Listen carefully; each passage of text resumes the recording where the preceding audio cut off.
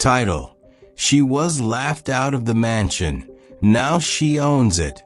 Rain lashed against the marble pillars of the Whitmore estate as a shivering teenage girl stood at its gates.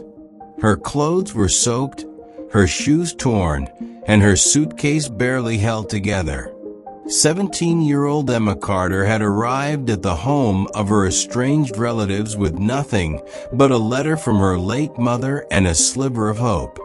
The Whitmores were old money, untouchable, proud, and heartless to outsiders. Especially to someone like Emma, the child of a disinherited black sheik.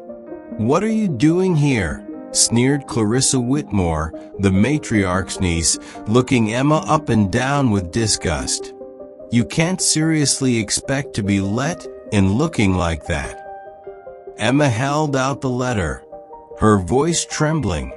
"My mother was Evelyn Whitmore. She passed away last month.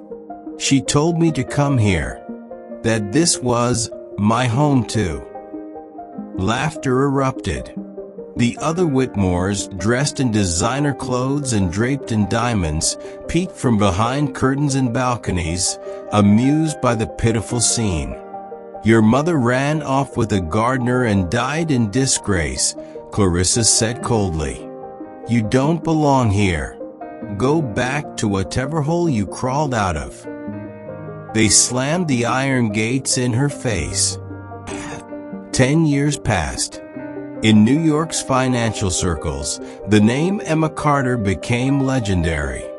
A financial prodigy, she had turned a small scholarship and part-time job into a multimillion-dollar investment firm. Known for her brilliance and ruthless tenacity, she built an empire brick by brick. Then came the day she returned to the Whitmore estate. Clarissa now managed the dwindling family fortune. Times had changed, and the Whitmores were desperate.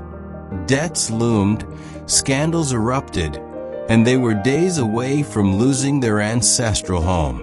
So when a buyer arrived offering to purchase the entire estate in cash, they accepted without hesitation.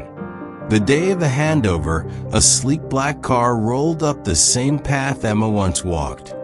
This time, she stepped out in a tailored suit, heels clicking against the stone. Clarissa blinked in disbelief. It can't be." Emma smiled faintly. "It is. You threw me out a decade ago. Now, I own everything." Whispers rippled through the gathered Whitmore relatives. "We didn't know who you were back then," one stammered. "You did," Emma said, her voice firm. "You just didn't care. But I'm not here for revenge. This house was a symbol of everything I wasn't allowed to have. Now it belongs to someone who earned it."